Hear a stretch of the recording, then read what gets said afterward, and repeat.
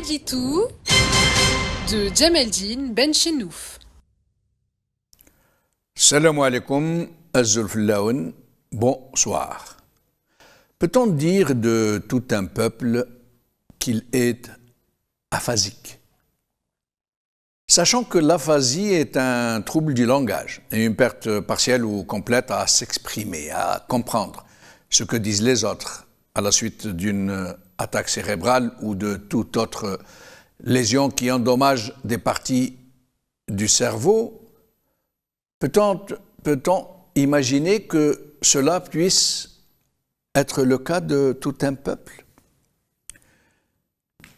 Et n'est-ce pas là le cas du peuple algérien qui a réellement perdu la capacité de s'exprimer sur sa propre situation, qui ne parvient plus à discerner les causes de son profond malaise, qui ne comprend plus ce que lui disent ceux qui ont monopolisé la parole et qui lui martèlent incessamment qu'il est dans le meilleur des mondes, dans l'Algérie nouvelle, qu'il est lui-même en très bonne santé et que ceux qui affirment le contraire sont de fiefs menteurs. N'est-ce pas là un peuple qui a perdu, ou plutôt à qui on a détruit la faculté de parler, à qui on a imposé des représentants pour porter sa parole, pour parler à sa place, des représentants qui ont été imposés par la fraude électorale? Et que dire justement de cette attaque en règle contre lui pour le priver de la faculté et de son droit naturel de s'exprimer? Peut-on dire qu'il a été l'objet d'une attaque contre son cerveau collectif? Cerveau collectif? Existe-t-il un cerveau collectif? Non? Vous êtes sûr? Pourquoi alors dit-on mémoire collective, être collectif, aspiration collective, patrimoine culturel collectif? Où résideraient alors ces modèles mentaux, ces sources dans lesquelles s'abreuvent et se connectent les imaginaires individuels? Un disque dur? Comment alors ressentir ces concepts et avec quoi les ressentir collectivement si ce n'est par le biais d'une sensibilité collective, d'une compréhension collective et d'une forme d'expression collective à travers une langue collective? Par quel processus mental peut-on aspirer tous ensemble à l'avènement d'une situation ou à son changement, adhérer à une dynamique qui nous concerne tous, à un combat commun, à une révolution qui soude tous les enfants d'un même peuple dans un même élan, dans un même rêve? Comment? Est-il possible pour tout un peuple de ressentir un sentiment collectif, de faire des rêves collectifs d'une si haute aspiration, sans qu'il y ait de perception collective? Avec quoi une telle communion d'esprit, une telle magie, peut-elle s'opérer, rassembler dans une même ferveur des millions de gens, les tenir dans une même attente, les tendre vers de mêmes objectifs, si ce n'est par un imaginaire collectif, une perception collective et un cerveau collectif?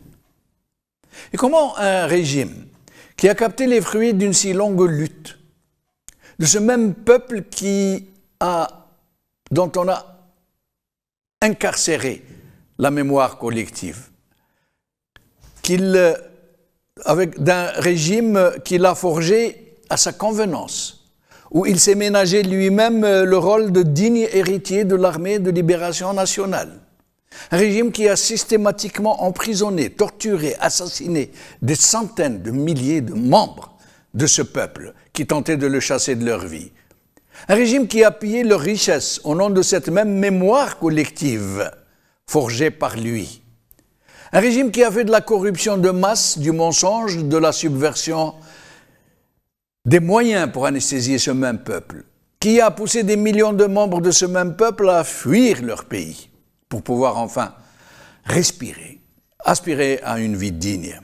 Comment un tel régime, qui jusqu'à aujourd'hui incite des millions d'autres membres de ce même peuple à une vie de la jungle, où seul le plus fort et le plus retors peuvent arracher ce qui reste de lambeaux de chair à ce malheureux pays pour pouvoir survivre. Comment un tel régime aurait-il pu parvenir à un tel résultat et continuer à se faire applaudir par ses propres victimes s'il n'avait pas laborieusement attaqué leur cerveau collectif? N'a-t-il pas procédé de façon méthodique à détruire des parties de ce cerveau collectif qui contrôle cette faculté, ce droit naturel du peuple d'exprimer ses aspirations, sa contestation, ses choix de société? Nous sommes donc en présence d'un peuple en situation d'aphasie, d'un peuple qui a subi une attaque cérébrale, dont les facultés à l'expression politique ont été laborieusement foudroyées. Un peuple qui ne s'exprime plus parce qu'il a subi une attaque sur son cerveau collectif. Avant qu'il ne se ressaisisse, rappelez-vous, et qu'il ne réadapte ses moyens et ses méthodes face au Hirak, qui avait très sérieusement menacé de l'emporter, ce régime a connu une phase de flottement, d'hésitation. Certains de ses membres avaient déjà commencé à évacuer leurs familles vers leurs bases arrières de l'autre côté de la Méditerranée, comme en octobre 88. Le Hirak, qui avait surpris le monde entier et en premier le régime lui-même, avait réussi pendant des mois à laisser espérer que le peuple algérien avait enfin retrouvé ses capacités à dire sa souffrance, à crier ses rêves d'une Algérie plus belle, plus digne, plus démocratique.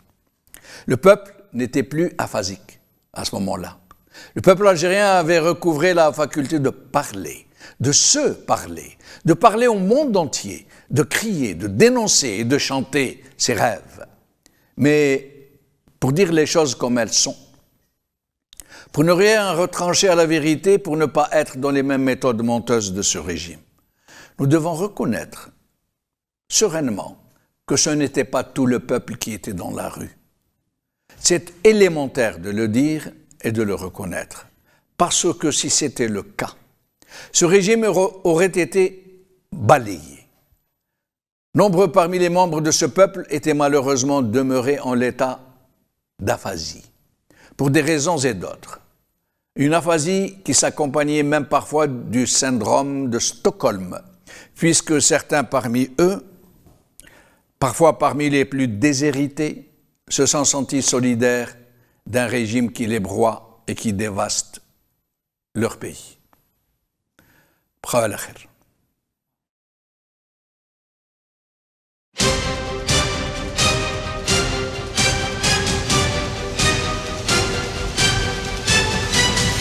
L'édito de Djemeldine Benchenouf.